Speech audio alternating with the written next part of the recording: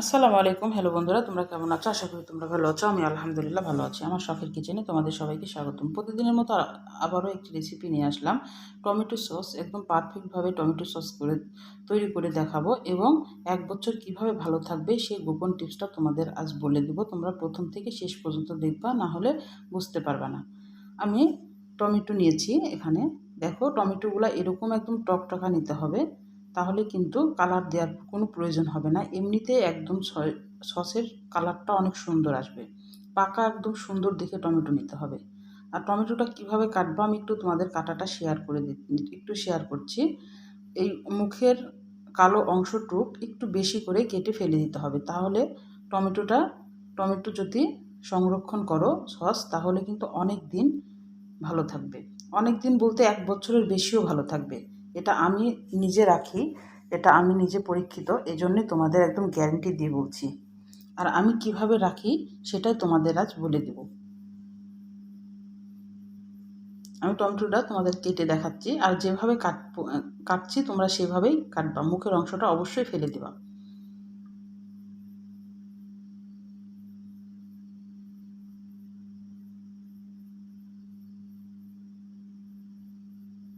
তাহলে আমি সবগুলা কেটে নিলাম। এখানে 2 কেজি মতো টমেটো আছে, মানে আমি 2.5 কেজি টমেটো নিয়েছিলাম, বাদশাহ দিয়ে 2 কেজি মতো টিকবে।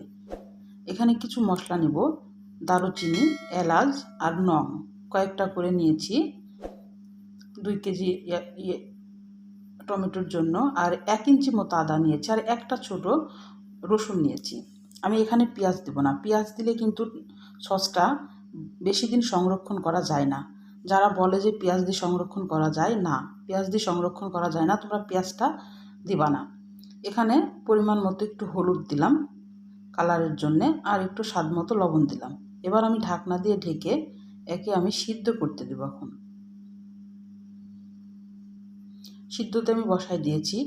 আমি এখানে পানি দিব না, একদম মিডিয়ামের থেকে লোয়ে আছে একে চুলার পরে রেখে দিব। আস্তে আস্তে একদম পানি বেড়ে সিদ্ধ হয়ে যাবে। এখানে পানি অ্যাড করার কোনো প্রয়োজন হবে না। টমেটোর গায়ে যে পানি আছে সেটা থেকেই সে সিদ্ধ হয়ে যাবে আপন মনে। আমি যেভাবে করছি হুবহু এভাবে করবা। সারা বছরের মতো যদি তোমরা রাখতে চাও তাহলে কিচ্ছু হবে না।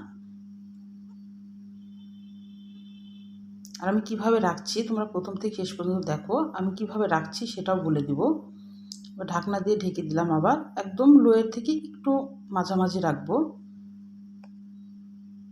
দেখো পানি কত বের হয়েছে, পানি দেওয়ার কোনো প্রয়োজনই নাই। পানি বের হয়ে এমনিতেই সিদ্ধ হয়ে গেছে। একটু মাঝে মধ্যে নেড়ে দিতে হবে যেন তলানিতে লেগে না যায়, যেহেতু পানি দেওয়া হয় নাই। আর টমেটোটা পাকা একদম নিলে কালারটা দেখো, আমি কোনো কালার মিশাবো না, এমনিতেই কালারটা অনেক সুন্দর আসে আমার সসের। আমি টমেটোটা একদম পাকা দেখেই নিই। বাস, এবার ঠান্ডা করে আমি জাল নিভিয়ে দিয়েছি। এবার ঠান্ডা হয়ে গেলে আমি ব্লেন্ড করে নিয়ে এসেছি। এটা তোমাদের দেখাইলাম না, দিয়ে এরকম ছাঁকনিতে ছেঁকে নিলাম। এখন যেটা অবশিষ্ট থাকছে এই বিচির এগুলান কিন্তু নেওয়া যাবে না। এগুলান নিলে কিন্তু সস ভালো থাকবে না, এগুলান ফেলে দিতে হবে। দেখো অনেকখানি বের হয়েছে, এটা কিন্তু আমি ফেলে দেবো, এটা আমি নিব না।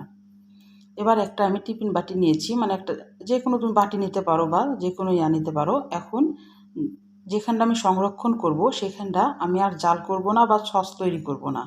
এবার এটা রেখে দেব ডিপ ফ্রিজে। আমার এত লাগবে না এখন।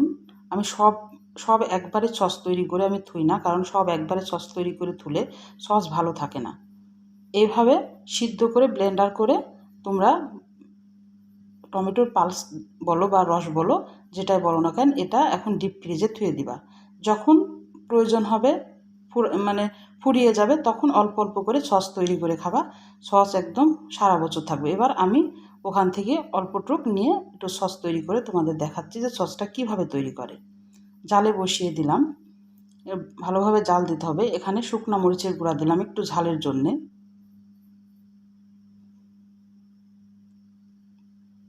যেটা ভালোভাবে এখন জাল দিতে হবে। আর আমি বাকিটা কিন্তু আমি ডিপ ফ্রিজে থুয়ে দেবো। যখনই আমার সস ফুরিয়ে যাবে তখন কিন্তু আমি ওখান থেকে আবার নিয়ে বের করে অল্প করে সস তৈরি করে খাইতে পারবো। এবার 1/2 কাপ মতো চিনি দিলাম, আর পরিমাণ মতো একটু লবণ দিয়েছিলাম। আর এখানে 1 টেবিল চামচ আমি কর্নফ্লাওয়ার গুলে দিলাম। একটু শক্ত হবে, থকথকে হবে কর্নফ্লাওয়ারটা দিলে।